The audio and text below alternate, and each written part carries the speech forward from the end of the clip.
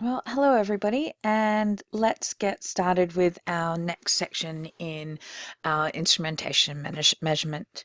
What we're going to look at tonight is looking at infrared spectroscopy. So this is the first of the spectroscopies we're going to look at. We're going to look at it because we mentioned it briefly when we talked about option D when we were looking at ways that we could determine the difference between salicylic acid and aspirin. So we've already had an idea of the power that spectroscopy has in being able to allow us to identify different molecules from an unknown crude or unknown reaction mixture. So the main things here are under the assessment statement that we have to know that mass spectrometry, proton nuclear magnetic resonance spectroscopy, and infrared spectroscopy are techniques that can be used to help identify compounds and determine their structure. And all of these are used in combination together to help us put a picture together based on the way that molecules interact with energy or radiation from the electromagnetic spectrum. The key ones that we're looking at in this video are being able to identify the energy transitions within molecules that give rise to IR spectra, so the graphs that we see as a result of the molecule's interaction with infrared radiation, and being able to use our data reference tables in our data booklet to be able to identify these absorbance bands and have them correspond to key functional groups so that we can identify what functional groups are present or not present in a molecule. So let's get started. The main idea of spectroscopy is that we use it for the identification of chemical compounds.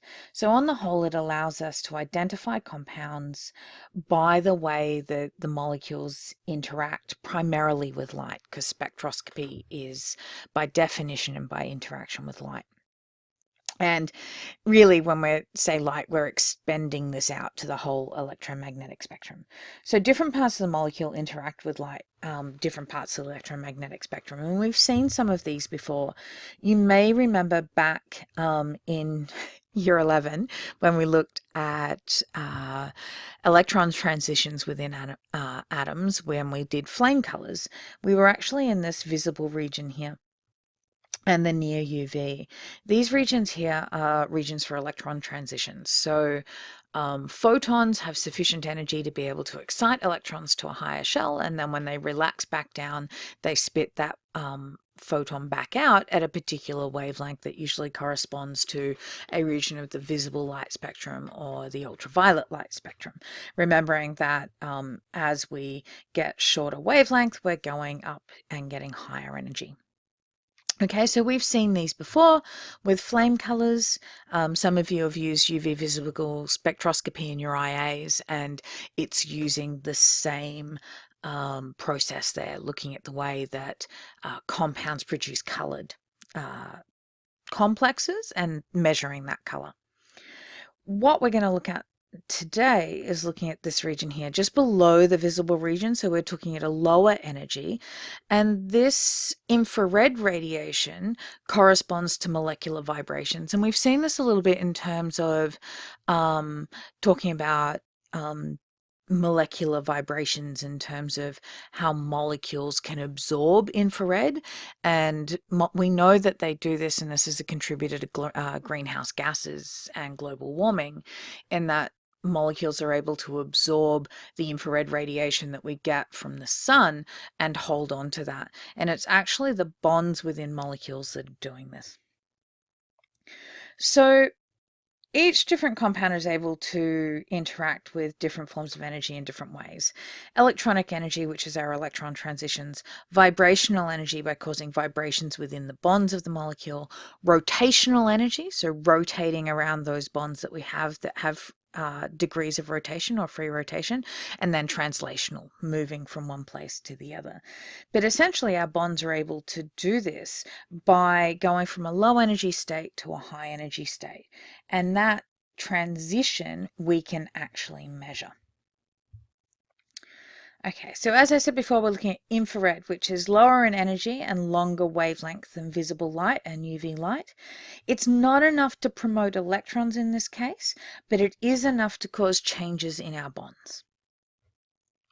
If we think of our covalent bonds sort of like two balls on the end of a spring, okay, like on the end of a slinky, then there's a number of different ways that these can work. They can stretch, they can rotate, they can bend, and all these different modes will have different energies associated with them. Okay, we don't need to be able to talk about them in terms of knowing each of the different types of modes. But if we think about our ground state as our spring that isn't stretched at all, it's not being distorted at all, then as we stretch that outwards, then we have a change in energy. We need to apply energy in there to cause that to happen. And when it comes back to the ground state, it would be releasing that energy. So, because molecules are only able to occupy what we call discrete vibrational energies, they can move from one to the other, and in doing so, the energy that they absorb is unique. So because every molecule is bonded in a particular way, the same kind of molecule will vibrate in the same kind of way. So in methane, all methane molecules would exhibit a similar kind of stretching in their CH bonds. A CH2 would have a similar frequency of energy, but something like a C double bond C would have a distinctly different energy profile.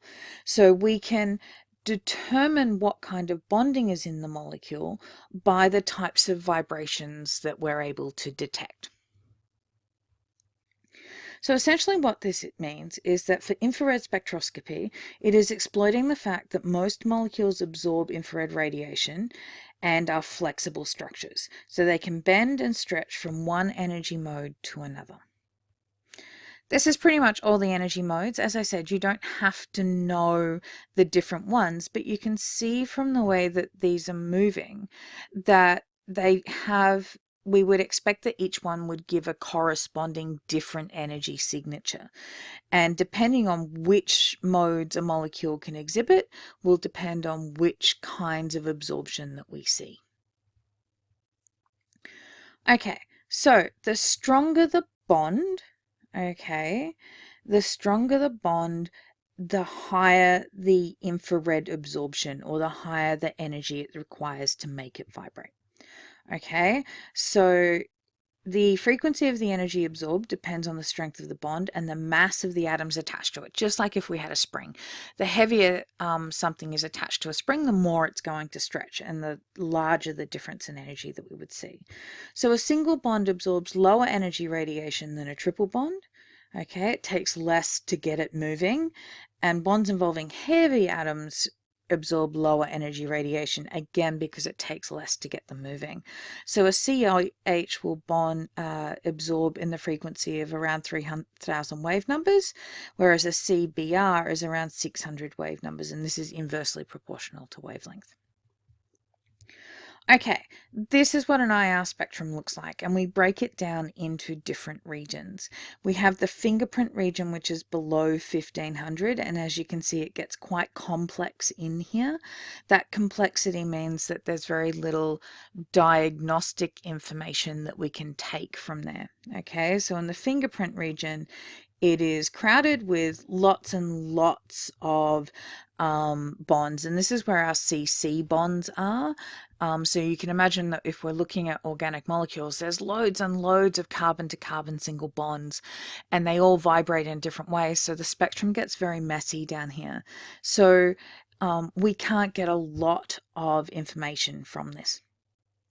You'll also, so the regions that we're particularly interested in is the double bonds regions, and we looked at this when we were looking at aspirin and salicylic acid, because this is where our C double bond O's turn up. And we're also interested in this OH and NH stretch because they correspond to a lot of the functional groups that we're interested in. And of course, all of our hydrocarbons will have a CH stretch down here. You'll notice typically when we've looked at spectrum before, the peaks come from the base and head upwards. In the case of infrared, it's a transmittance spectrum. So it's the inverse of the absorbance. So what we're seeing is how much infrared light is transmitting through the molecule. The infrared spectrum are always easy to spot if they're not labeled because they have the units of wave numbers, and our peaks always tend to come down like stalactites from a cave ceiling, and that's characteristic of an IR spectrum. Okay, so when, as I said before, we divide our IR spectrum into regions, and we can look at this in terms of the fingerprint region, our regions for double bond, triple bond, or our single bond characteristic regions like OH, NH, and CHs will always be present. So let's start having a look at some of these. Essentially, we use IR to qualitatively identify the types of bonds and functional groups. We're not quantifying, we can't work out how much of one is present in an IR spectra, but we can get an idea of is something there or not. So large molecules have a large number of possible vibrational modes, so they have very complex spectra. So they'll have a very complex molecular fingerprint. And then most functional groups will have a characteristic IR absorption, which is listed in your data booklet. So if we look at an OH, the OH absorbance will be around 3,400 to 3,650, and I'll always see a peak there if I have an OH present in my molecule. Whereas the C double bond C of an alkene, I will see a peak at around 1640 to 1680.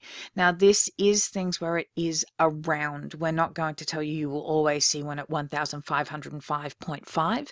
It's not that kind of precision.